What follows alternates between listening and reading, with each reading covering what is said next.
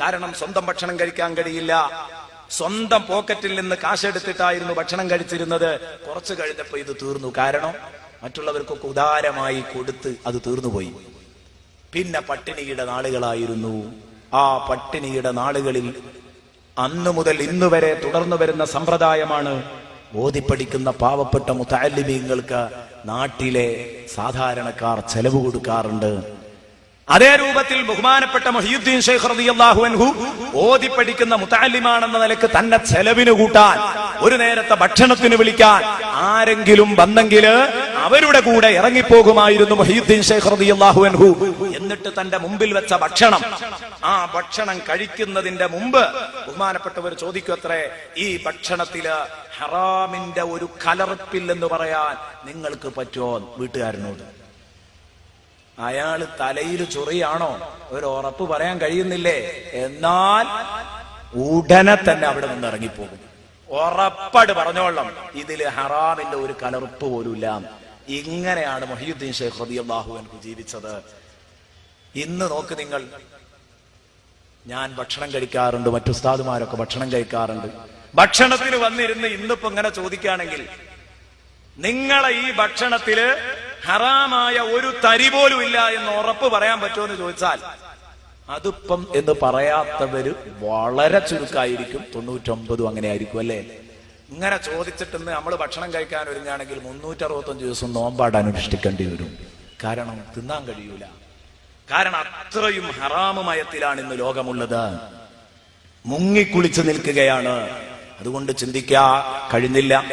ആ മുഹ്യിദ്ദീൻ ശൈഖ് റളിയല്ലാഹു അൻഹു ഒരു ദിവസം ഇങ്ങനെ എല്ലാവരും ഹലാലായ ഭക്ഷണം ധൈര്യമായി പറയുന്നില്ല, എല്ലാവരും ഇങ്ങനെ ശങ്കിച്ചു നിന്ന സമയത്ത് ബഹുമാനപ്പെട്ടവര് നടന്ന് അവസാനം പറയുന്നു, ഞാൻ അല്ലാഹുവിന്റെ റഹ്മത്ത് മോഹിച്ചു പോയി. ഞാൻ അല്ലാഹുവിന്റെ റഹ്മത്ത് മോഹിച്ചു പോയി എന്ന് പറഞ്ഞാൽ അതിന്റെ അർത്ഥം എന്താ? വിശന്നിട്ട് എന്തെങ്കിലും ഒന്ന് ഹലാലായത് കിട്ടിയാ തിന്നായിരുന്നു എന്ന് മോഹിച്ചു പോയി. പക്ഷെ കിട്ടാൻ വേണ്ടേ? ആരോട് ചോദിച്ചിട്ടും ഹലാലാണ് എന്ന് ഉറപ്പങ്ങോട്ട് പറയാൻ വയ്യ. അങ്ങനെ പോയി ചോദിക്കുന്നവരൊക്കെ സംശയം പ്രകടിപ്പിച്ചപ്പോൾ അവസാനം മഹാനവറുകൾ തീരുമാനിച്ചു, റയ്യാഹീൻ സ്ട്രീറ്റില് യാസീൻ പള്ളിയില്, ആ യാസീൻ പള്ളിയിൽ കയറിയിട്ട് ബഹുമാനപ്പെട്ടവർ വിശ്രമിക്കാൻ തീരുമാനിച്ചു. ഇനി വരുമ്പോലെ വരുമ്പോടെ കയറി കിടക്കുക. ഭക്ഷണം കിട്ടിയെങ്കിൽ കിട്ടട്ടെ, ഇല്ലെങ്കിൽ വേണ്ട. നടന്ന് തളർന്നിട്ടുണ്ട്, ഇനി തൽക്കാലം ഇവിടെ കിടക്കാം എന്ന് കരുതിയ പള്ളിയിൽ ഒരു മൂലയിൽ വന്ന് ക്ഷീണിതനായി കിടക്കുന്നു മുഹ്യിദ്ദീൻ ശൈഖ് റളിയല്ലാഹു അൻഹു. ക്ഷീണിതനായി കിടക്കുന്ന സമയത്ത് സുഹൃത്തുക്കൾ ചിന്തിക്കണം, ദാ പെട്ടെന്ന് ആ പള്ളിയുടെ ഇങ്ങേ മൂലയിൽ ഒരു മധ്യവയസ്കൻ കയറി വന്നു. അയാള് ആവേശത്തോടെ ഒരു പൊതി അഴിച്ചു വെച്ചു. ആ പൊതി ഇങ്ങോട്ട് അഴിച്ചു വെച്ചിട്ട് അത് എടുത്തിട്ട് ഇങ്ങനെ ഭക്ഷിക്കാൻ തുടങ്ങുകയാണ്. നല്ല റൊട്ടിയും മാംസവുമാണ് അദ്ദേഹം ഈ പൊതിയിൽ കൊണ്ടുവന്നത്. ഇത് കഴിക്കാൻ തുടങ്ങുമ്പോ അദ്ദേഹം ആ മാംസം ഇങ്ങനെ കഴിച്ചുകൊണ്ടിരിക്കുമ്പോ ബഹുമാനപ്പെട്ട മുഹ്യിദ്ദീൻ ശൈഖ് പറയാൻ,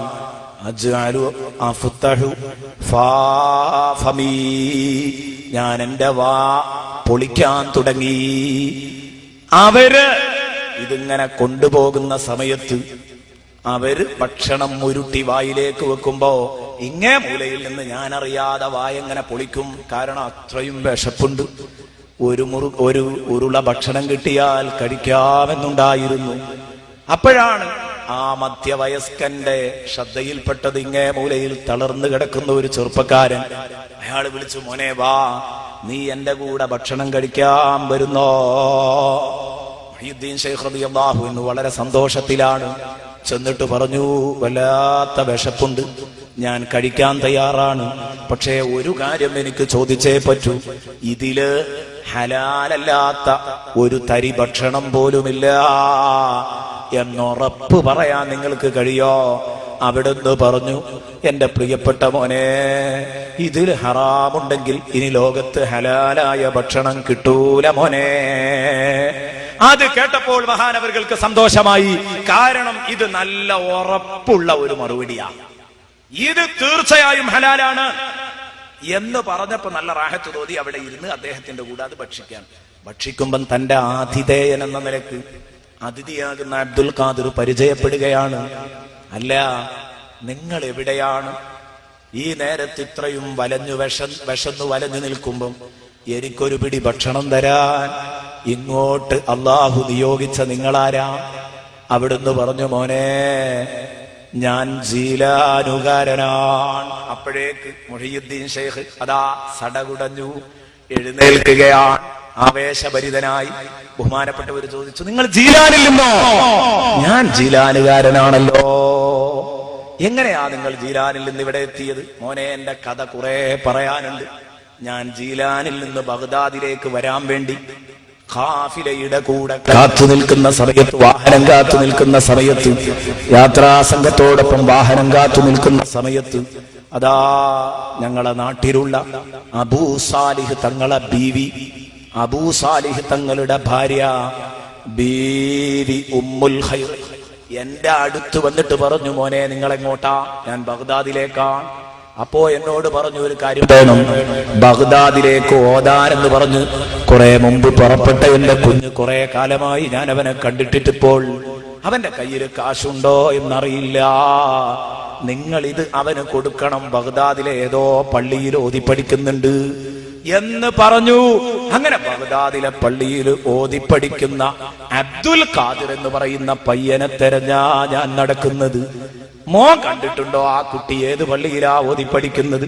ബഹുമാനപ്പെട്ട മുഹിയുദ്ദീൻ ഷെയ്ഖ് പൊട്ടി അങ്ങ് കരഞ്ഞിട്ട് പറഞ്ഞു, പ്രിയപ്പെട്ടവേ, നിങ്ങളാ അന്വേഷിക്കുന്ന അബ്ദുൽ ഖാദിർ ഞാനാണ്. അവിടുന്ന് രണ്ട് കൈയും മലർത്തിയിട്ട് പറഞ്ഞു, പടച്ചോനെ, ഇത്രയധികം വിശന്നു വലഞ്ഞ സമയത്ത് എന്റെ ഉമ്മയുണ്ടാക്കിയ കാശുകൊണ്ട് എന്നെ ഭക്ഷിപ്പിച്ച റബ്ബേ, നിനക്കാണ് സർവസ്തുതിയും. എന്തേ കാരണം? ഇദ്ദേഹം പറഞ്ഞു, മോനെ, നിന്റെ ഉമ്മ 8 ദിർഹം തന്നിട്ട് നിനക്ക് ഏൽപ്പിക്കണം എന്ന് പറഞ്ഞു. ഞാൻ അതുമായിട്ട് കറങ്ങി നിന്നെ കാണാതെ വല്ലാതെ വലഞ്ഞു. അവസാനം എന്റെ യാത്രാ ചെലവ് പോലും കഴിഞ്ഞു. വിശന്നിട്ടാണെങ്കിൽ കണ്ണും കാണുന്നില്ല. അപ്പോ ആ ഉമ്മ ഏൽപ്പിച്ച സ്വത്തിൽ നിന്ന്, പണത്തിൽ നിന്ന് ഒരു 2 രൂപ എടുത്തിട്ട് 2 ദിനാർ കടമെടുത്തു. അത് ഞാൻ അബ്ദുൽ ഖാദിറിന് കൊടുക്കും. അതുകൊണ്ടാണ് ഞാൻ ഇപ്പൊ 10 രൂപ ഇറച്ചിയും വാങ്ങിയത്. അപ്പോൾ ഉമ്മുൽ ഖൈർ ഫാത്തിമ ബീവി അധ്വാനിച്ചുണ്ടാക്കിയ സ്വത്തില് അവിടെ ഹറാമുണ്ടാകൂല, എനിക്ക് ഉറപ്പാ. കാരണം അബൂ സാലിഹ് തങ്ങളും ബഹുമാനപ്പെട്ട ഉമ്മുൽ ഖൈർ ഫാത്തിമ ബീവിയും ഒക്കെ അത്രയും സൂക്ഷ്മമായ ജീവിതം നയിച്ചവരാണ്. അവരെ പറ്റിയൊക്കെ നമ്മൾ പലപ്പോഴും കേട്ടിട്ടുണ്ടല്ലോ. ഞാൻ പറഞ്ഞത് ഈ രൂപത്തിൽ സൂക്ഷ്മതയുള്ള ജീവിതം നയിച്ചതുകൊണ്ടാണ് ബഹുമാനപ്പെട്ട അബ്ദുൽ ഖാദിർ ജിലാനി ഖദ്ദസല്ലാഹു സിർറഹുൽ അസീസിന് വഅലൈക്കും അസ്സലാം കയറിയിരിക്കൂ എന്ന് പറഞ്ഞ് സ്വാഗതം ചെയ്ത തന്റെ റൂഹ് പിടിക്കാമെന്ന മലക്കുകളോട് സംസാരിക്കാൻ കഴിഞ്ഞത് അല്ലാഹു നമുക്കെല്ലാം ചിരിച്ചു മരിക്കാൻ അല്ലാഹു ഭാഗ്യം നൽകട്ടെ. റഹ്മാനെ, മരണവെപ്രാളങ്ങളിൽ നിന്ന് ഞങ്ങളെ നീ കാക്കണേ അല്ലാ. പടച്ചവനെ, ഞങ്ങൾക്ക് നീ മരണം എളുപ്പമാക്കണേ റഹ്മാനെ. മരണപ്രയാസങ്ങളിൽ പെടുത്തല്ല റഹ്മാനെ. ഉച്ചത്തിൽ ഷഹാദത്ത് കലിമ ചൊല്ലി മരിക്കാൻ ഞങ്ങൾക്ക് നീ തൗഫീഖ് നൽകണേ റഹ്മാനെ.